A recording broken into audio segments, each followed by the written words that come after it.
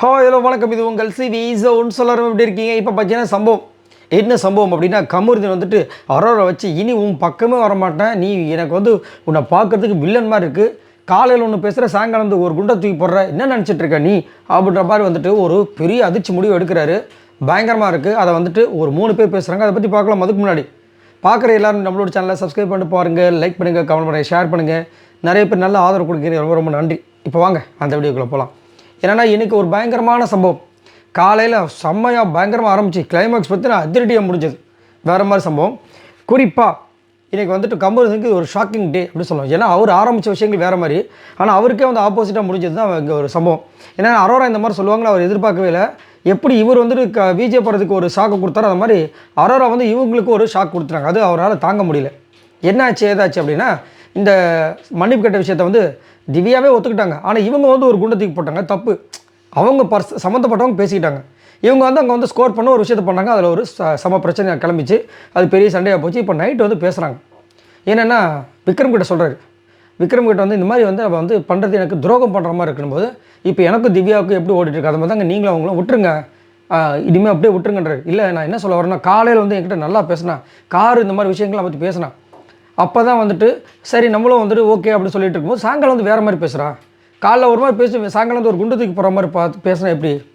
இவளை நான் நம்பி அன்றைக்கி வந்துட்டு என்ன சொல்லியிருக்காரு அப்படின்னு அவர் சொல்கிறதுக்கு முன்னாடி இவங்க சொல்லிடுறாங்க. யார்? அரோரா. இல்லை இவர் வந்துட்டு மன்னிப்பு கேட்டன்றாரு.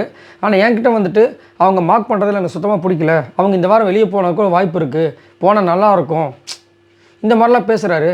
அதே மாதிரி வந்துட்டு நான் வந்து நல்ல வேலை இப்போயே வந்து இந்த இஷ்யூ முடிஞ்சது ஃபினாலேக்குள்ளேயே அப்படின்றாரு. அதனால் எனக்கு தோணுச்சு.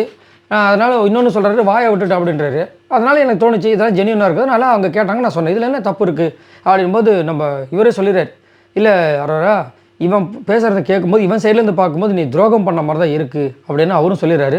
அதுக்கப்புறம் கமருக்கு சொல்லிடுறாரு, இல்லை எனக்கு வந்து வீட்டிலேருந்து வந்தவங்க சொன்னதுனால தான் நானும் வந்துட்டு திவ்யா கிட்ட போய் சாரி கேட்டேன், உங்ககிட்டே அதை வந்து சொன்னேன். இப்போ உனக்கு துஷாரை பற்றி சொன்ன விட உனக்கு ஒரு கோவம் வந்து அழுக வருதுல்ல, ஏன் உனக்கு கில்ட்டி இருக்கிறனால தான் நான் பண்ணுறேன், அது மாதிரி தான் எனக்கும் இருக்கும் அப்படின்ட்டு இனிமேல் உன் பக்கமே நான் தலை வச்சு படுக்க போகிறது கிடையாது, சரியா?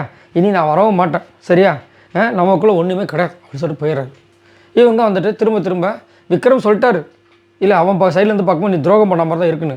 திரும்பவும் அதை வந்து நியாயப்படுத்துறதுக்கு நம்ம அரோரா வந்து என்னென்ன முயற்சி பண்ணுறாங்க. அது நம்மளுக்கு தெரியும். அவங்க என்ன தான் முயற்சி பண்ணாலும் நம்ம பார்த்துட்டோம். ஏன்னா அங்கே வந்து உட்காந்து ஒரு டயலாக் போட்டாங்க பாருங்க, அழுதுகிட்டு, நான் ஒரு பொண்ணு ஹர்ட்டாக பண்ணு அதை போய் நான் பண்ணுவேன்னா அப்பா செம்ம நடிப்பு அப்போ நம்ம இருந்துச்சு. எவ்வளோ விஷயங்கள் அவர் கூட சேர்ந்து கையை பிடிச்சி இப்படி ஆடிட்டு அப்படி ஆடிட்டு, இப்போ வந்து நான் ஒரு பொண்ணை ஹர்ட் பண்ணுவேன்னா ஏன் பையனை ஹர்ட் பண்ணுவீங்களா? ஐயோ சரி, இதை பற்றி உங்களோட கருத்துக்களை சொல்லுங்கள். பாய் நண்பர்கள்.